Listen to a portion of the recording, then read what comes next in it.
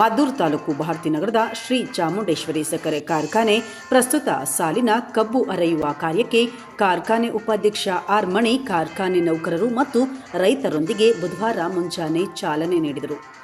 ನಂತರ ಕಾರ್ಖಾನೆ ಉಪಾಧ್ಯಕ್ಷ ಆರ್ ಮಣಿ ಅವರು ಮಾತನಾಡಿ, ಪ್ರಸ್ತುತ 2024-25ನೇ ಸಾಲಿನ ಕಬ್ಬು ಅರೆಯುವಿಕೆ ಕಾರ್ಯಕ್ಕೆ ಚಾಲನೆ ನೀಡಲಾಗಿದೆ. ಪ್ರಸ್ತುತ ಕಬ್ಬು ಅರೆಯುವ ಹಂಗಾಮಿನಲ್ಲಿ ಕಾರ್ಖಾನೆಗೆ ಕಬ್ಬು ಪೂರೈಸುವ ರೈತರಿಗೆ ಕೇಂದ್ರ ಸರ್ಕಾರ ನಿಗದಿಪಡಿಸಿರುವ FRP ದರ 3,151 ರುಗಳನ್ನು ಟನ್ ಕಬ್ಬಿಗೆ ನೀಡಲು ನಿರ್ಧರಿಸಲಾಗಿದೆ ಎಂದರು. ಕಳೆದ ವರ್ಷ 9,25,000 ಟನ್ ಕಬ್ಬು ಅರೆಯುವಿಕೆಯಾಗಿದ್ದು, ಪ್ರಸ್ತುತ ಹಂಗಾಮಿನಲ್ಲಿ ಮಳೆಯ ಕೊರತೆಯಿಂದ ಬರಗಾಲ ಆವರಿಸಿದ ಹಿನ್ನೆಲೆಯಲ್ಲಿ ಕಬ್ಬಿನ ಕೊರತೆ ಎದುರಾಗಿದೆ. ಹಾಗಾಗಿ 6 ಲಕ್ಷ ಟನ್ಗೂ ಹೆಚ್ಚು ಕಬ್ಬು ಅರೆಯುವ ಗುರಿಯನ್ನು ಹೊಂದಲಾಗಿದೆ ಎಂದರು.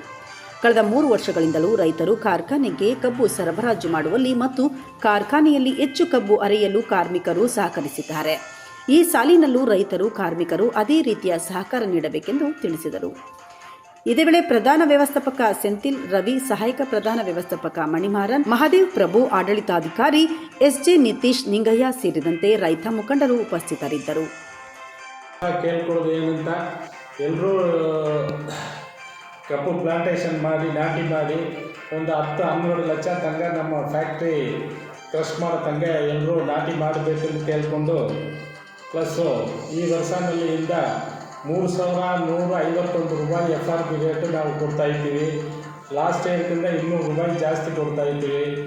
ನಾವು ಏನೋ ಇರಲಿ ಎಲ್ಲ ದಾರಿನಲ್ಲಿ ರೈತರಿಗೆಲ್ಲ ಹೆಲ್ಪ್ ಮಾಡಿ ಎಲ್ಲ ಸಹಕಾರ ಕೊಟ್ಟು ನಾವು ಅವ್ರಿಗೆ ಮುಂದೆ ನಿಂತ್ಕೊಂಡು ಏನು ಮಾಡಬೇಕು ಮಾಡ್ತಾಯಿದ್ದೀವಿ.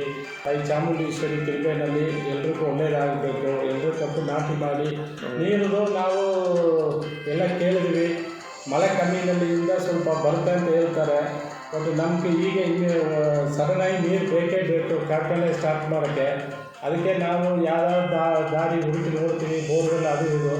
ಬಟ್ ಪರ್ಮನೆಂಟ್ ಸೊಲ್ಯೂಷನ್ ಏನಂತ ನಮಗೆ 100% ನೀರು ನಮಗೆ ನಮ್ಮ ಈಚಿನ ಇದರಲ್ಲಿ ಬರಲೇಬೇಕು ನಮಗೆ. ಅದು ಇಲ್ಲ ಅಂದರೆ ಕಾರ್ಖಾನೆ ರನ್ ಮಾಡೋಕ್ಕೆ ಭಾಳಷ್ಟು ಪ್ರಾಬ್ಲಮ್. ಮತ್ತು ಹೋದ ವರ್ಷ ಮಳೆ ಇಲ್ಲ, ಅದಕ್ಕೋಸ್ಕರ ಈ ಥರ ಆಯಿತು. ಬಟ್ ಇರುವಾಗಲೂ ಈ ವರ್ಷ ಮುಂದಿನ ವರ್ಷ ಸ್ವಲ್ಪ ಚೆನ್ನಾಗಿರುತ್ತೆ ಅಂತ ನಾವು ಸ್ವಲ್ಪ ನೋಡ್ತಾ ಇದ್ದೀವಿ. ವರ್ಷ ನಾವು 9.3 lakhs 9,33,000 ನಾವು ಅರಿದಿದ್ದೀವಿ. ಈ ವರ್ಷ ಒಂದು 5-6 ಲಕ್ಷ ನಾವು ಎಂದು ಸಿಗ್ಬೋದು ಅಂತ ನಾವು ಅನಿಸ್ಕೊಳ್ತಾ ಇದ್ದೀವಿ. ಸೊ ಹಂಗಾಗಿ ಅದೇ ಥರ ಮುಂದಿನ ವರ್ಷ ಒಂದು 10 ಲಕ್ಷ ಪ್ಲಸ್ಸು ಬರುತ್ತೆ ಅಂತ ನಾವು ಅದು ಪ್ಲ್ಯಾನ್ ಮಾಡ್ತಾಯಿದ್ದೀವಿ. ಲಾಸ್ಟ್ ಇಯರ್ ಒಂದು 40 ದಿನದಲ್ಲಿ ಕೊಟ್ಟಿದ್ದೀವಿ.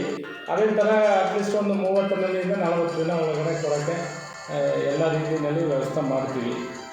4-5 ವರ್ಷಗಳಿಂದ ಪೇಮೆಂಟ್ ಕೊಡೋದ್ರಲ್ಲಿ ಅಷ್ಟೇನು ತೊಂದರೆ ಆಗೋದಿಲ್ಲ. ರೈತರು ಏನೋ ಖುಷಿಯಾಗಿ ತಗೊಂಡಿರೋರು. ಅದೇ ಥರ ಈ ವರ್ಷವೂ ನಾವು ಆದಷ್ಟು ಎಷ್ಟು ಬೇಗ ಕೊಡೋಕ್ಕಾಗುತ್ತೆ ಕೊಡ್ತೀವಿ.